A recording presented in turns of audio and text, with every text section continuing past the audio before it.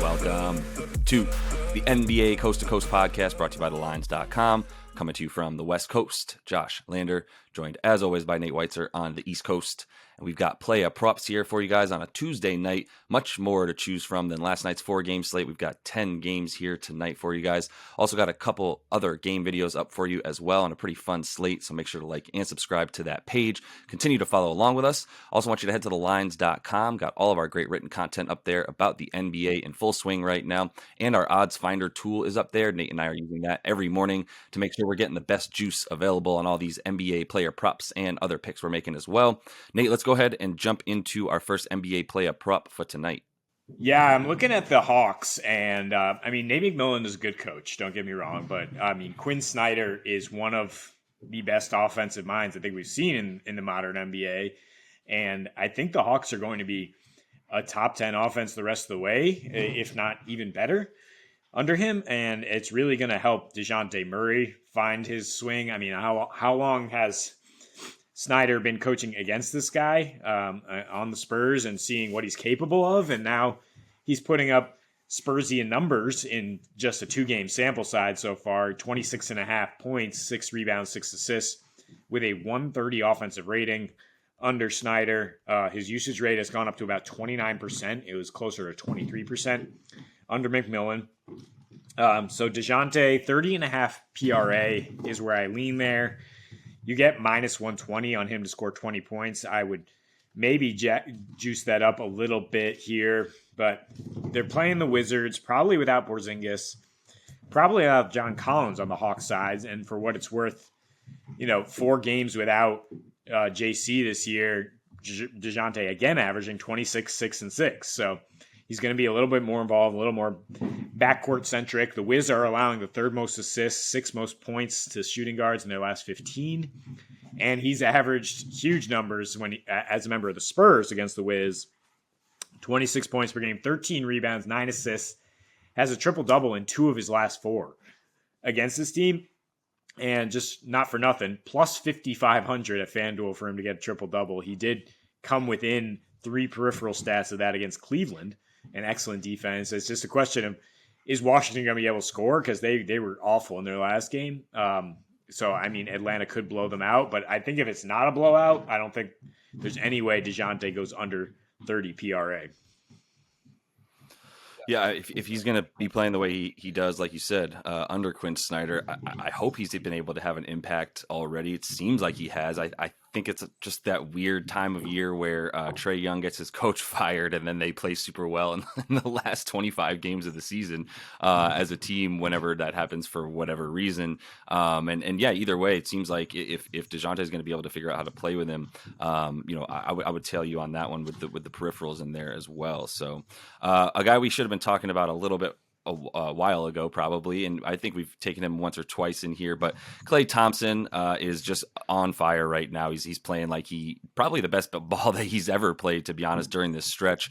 You can take him with the points, you can take him with points and assists. It's 29.5 points and assists for slightly better juice there, minus 115 on DK. The 2.5 assists is minus 105. Obviously the points are always there for him. Those are at 26.5 with just the points, but he's had 31 points in back-to-back outings versus Portland without Steph.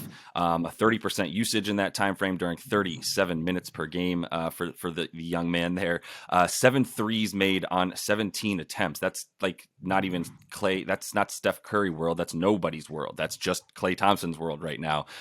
Maybe some Dame Lillard in there as his prop is at 37.5 points. But the 7 threes, man, on 17 attempts is some wild stuff. His last 5 at home going bananas, 31.5 points a game, 4.5 boards, and then about 3 assists in there as well. The 30% usage right where he's at in 34 minutes a game there, still making more than 7 threes per game in his last 5 on just actually 14.5 attempts. And look, we're playing Portland tonight. If you're the Dubs, that is Portland, as we call them, worst D in the world, definitely about 130 defensive rating in their last 5 games alone. And so you just look at what they've been doing with Nurk, without Nurk, really doesn't matter. It's just been really, really gross, giving up a bunch of points to Houston as well. So I think you've got to expect the Dubs offense at home to be coming alive here a bit. And we do like a lot of points to be scored in this game, which means Klay is going to be doing a lot of that. Yeah, because Poole's kind of gone ice cold too, and he's not being the you look at a matchup with Portland as like, okay, who are the opposing guards? Because Dame's going to go off, but he's not going to have any energy left to play defense. They don't have any defenders in the backcourt because they traded them all. So Klay should, the points are, you're not getting good juice. You're incredibly getting up minus 165 for him to hit 5 threes because of some of those numbers you put out there. So that's why I want to combo it with the assists or just take 3 assists maybe. Because it's just going to be an all-around clinic, I think, from the Warriors. I would look at the over on their team total and the over in this game at 235 or teasing it down a little bit. I think there should be plenty of points when these teams get together. The other game we break down here is Bucks Nets, and while we worry about the Nets offense producing, I'm still willing to take an over on Cam Johnson. I mean, I think he's part of the future plans of this team, obviously, and they're going to keep giving him opportunities. He's played 5 games with the Nets and has about a 24% usage rate. More importantly, he's playing 30 minutes per game. And as a per 36 guy this season, 20 points per game, 3.5 threes. He just hasn't shot that well with the Nets. I mean, he's still averaging 18 in his last 3, but if he was able to hit closer to the 45% from 3 that he hit with the Suns earlier this season instead of 30% with the Nets, we're going to start to see the points flow a little bit more consistently. I mean, he is coming off an 18-point game. He has attempted 26 threes over his last 3 here. So he's got the green light for sure. And, when he's faced the Bucks as a member of the Suns, he's 9 for 17 from deep. That's good for 52% in just 22 minutes per game over 3 meetings. So 14.5 points, even money, and the plus money on him to hit 3 threes when he's taking 8 to 10 a game. I know the Bucks try to determine who they want to take the threes, and they might try to, avoid that with Cam, but I think he will get his attempts up there, and just I'm following the minutes here to assume that he's going to score a little bit.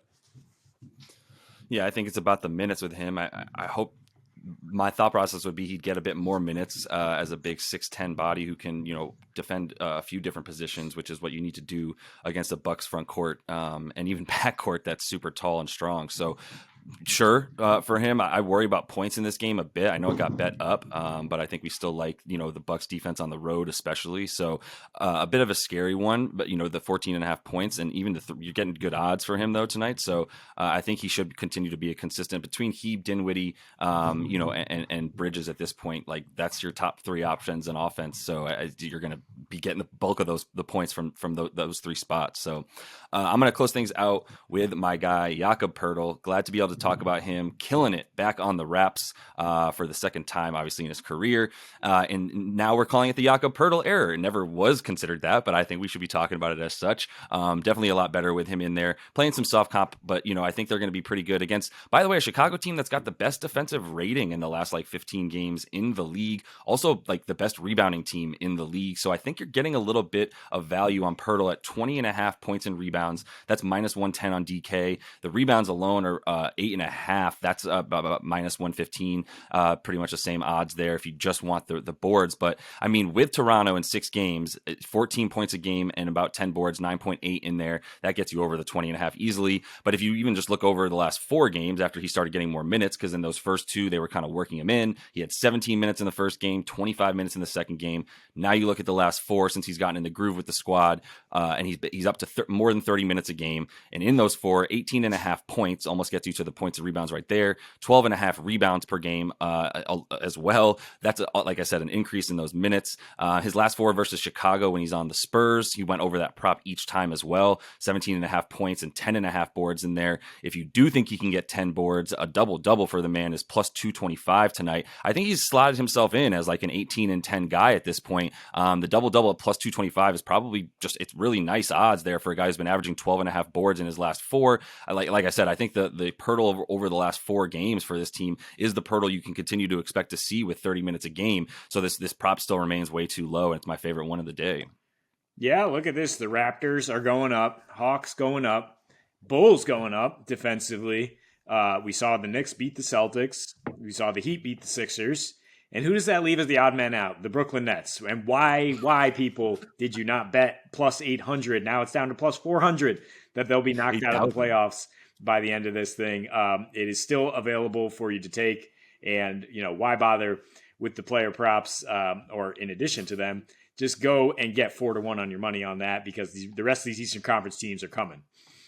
Yes, sir. And we talked about the Raptors plus 185 to make the playoffs as well, to get through the play-in tournament where they're kind of firmly cementing themselves. So a big big game for them tonight either way. But yeah, always good to be able to talk about fading the Nets futures right now and being able to pick up on some other teams like the Knicks and company. So that's all the time we have for you in our player props episode today. Make sure to like and subscribe to that page. Continue to follow along as we are staying wicked hot for the rest of this season on these player props with you guys. Until we see you next.